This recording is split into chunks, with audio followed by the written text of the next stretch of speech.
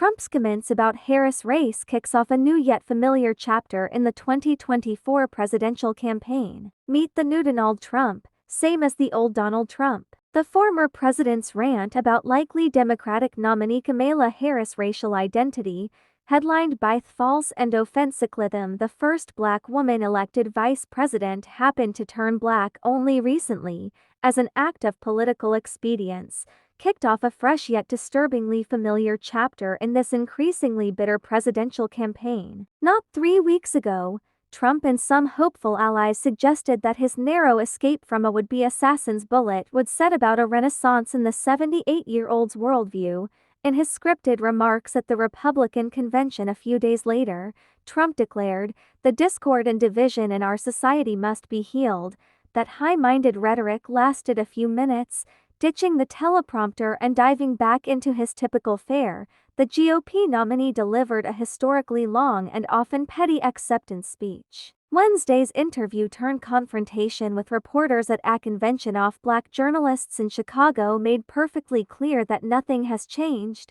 Alongside his comments about Harris, Trump berated one of the journalists on stage, ABC News senior congressional correspondent Rachel Scott, and belittled his own running mate, Ohio Senator J.D. Vance, saying his pick was unlikely to have any impact on the election. After President Joe Biden announced, 10 days earlier, that he would stand down and effectively pass the Democratic nomination to Harris, Trump's rivals and some of his supporters wondered aloud how a man with a history of making racist and sexist remarks would handle running against a black woman. His appearances Wednesday made that answer clear. Trump's social media posts and remarks at a Wednesday night rally in central Pennsylvania, where the crowd roared in anger at the mention of Obama, doubled down on his comments from Chicago. "Crazy Kamala is saying she's Indian, not black. This is a big deal.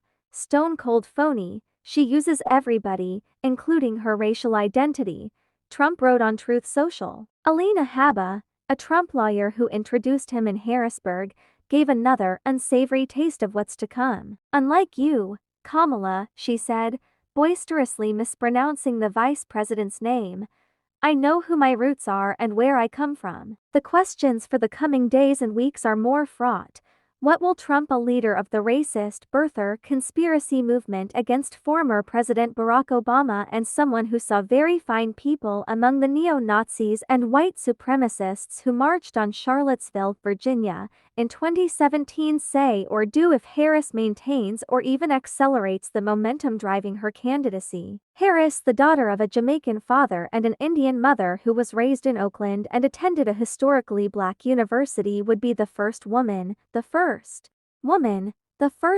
color, the first black woman and the first Indian American elected president if she triumphs in November. She first responded to Trump's remarks with a blistering statement from her spokesman, who described the episode as a taste of the chaos and division that has been a hallmark of Trump's MAGA rallies this entire campaign. The candidate, addressing a historically black sorority event in Houston hours after Trump comments on the panel, ticked off her usual talking points from the top. Then, with a wry smile, she pivoted to her highly anticipated rejoinder. "This afternoon," she said, pausing to let the buzz heighten, Donald Trump spoke at the annual meeting of the National Association of Black Journalists, and it was the same old show, the divisiveness and the disrespect. "Let me just say, the American people deserve better." She continued, "The American people deserve a leader who tells the truth, a leader who does not respond with hostility and anger when confronted with the facts. We deserve a leader who understands that our differences do not divide us, they are an essential source of our strength." Moments later, Harris was back on message, warning of a full-on attack on hard-fought, hard-won fundamental freedoms and rights by Trump-aligned Republicans, who have danced around questions but not uniformly rejected a federal abortion ban. Trump has said the decision, per the 2022 Supreme Court ruling overturning Roe v. Wade, should be made by the states. Harris speaks more and more comfortably about abortion rights than Biden before her. With 96 days until the election, she is poised to press Democrats' advantage on that issue and, If Wednesday night's remarks were any indication, mostly leave Trump to his own devices. Other Democrats, including Harris' husband, the second gentleman Doug Emhoff, offered harsher verdicts. Trump's remarks, he told donors in Maine Wednesday, put on display a worse version of an already horrible person. But he also cautioned against focusing too narrowly on the former president's words. "We can't get distracted by Hannibal Lecter," Emhoff said of Trump, according to the Washington Post. "Even the insults hurled at myself and my wife, that's to distract us and get us talking about that." Harris supporters, led by a handful of potential running mates, praised the tone and content of her response. "This guy Trump is a homophobe, a xenophobe, he's a racist and misogynist, but here was just a perfect example of it for the American public to see," Illinois Governor J.B. Pritzker told CNN's Anderson Cooper late Wednesday. "Harris doesn't need to take him on directly.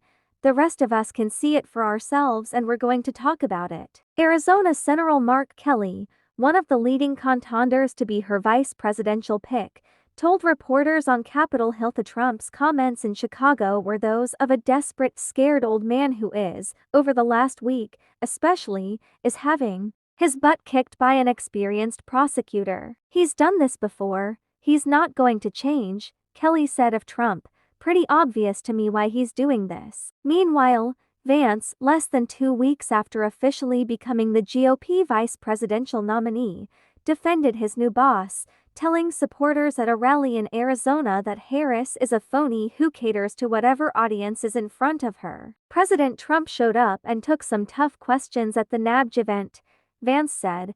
"The press, however, treated him the same way they have since he came down that escalator in 2015. They were rude, they cut him off, and they didn't want to hear, much less report the truth." To that point, the ultimately abbreviated interview was broadcast live, and the questions posed to Trump were lean, direct and fairly simple. His reaction, his attack on Harris, was largely unprompted and strayed from the reporter's line of questioning.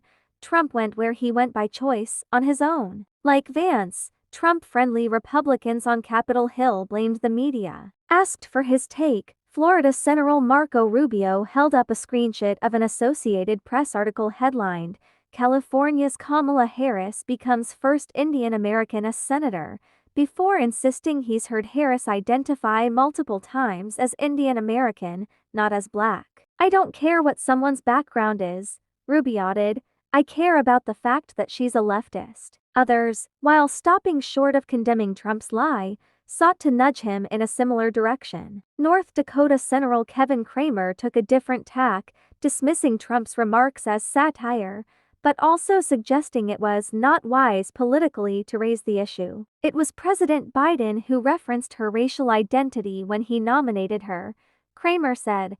"I mean, that was said, that's the reason. He promised he's gonna have a woman of color." Biden pledged to choose a woman as his running mate in 2020, not a woman of color, but that, of course, is what he did. Whether Trump can channel his disdain for Harris into other, less noxious lines of attack is, just a few months out from the voting, an open question. How voters react is a better, more important one.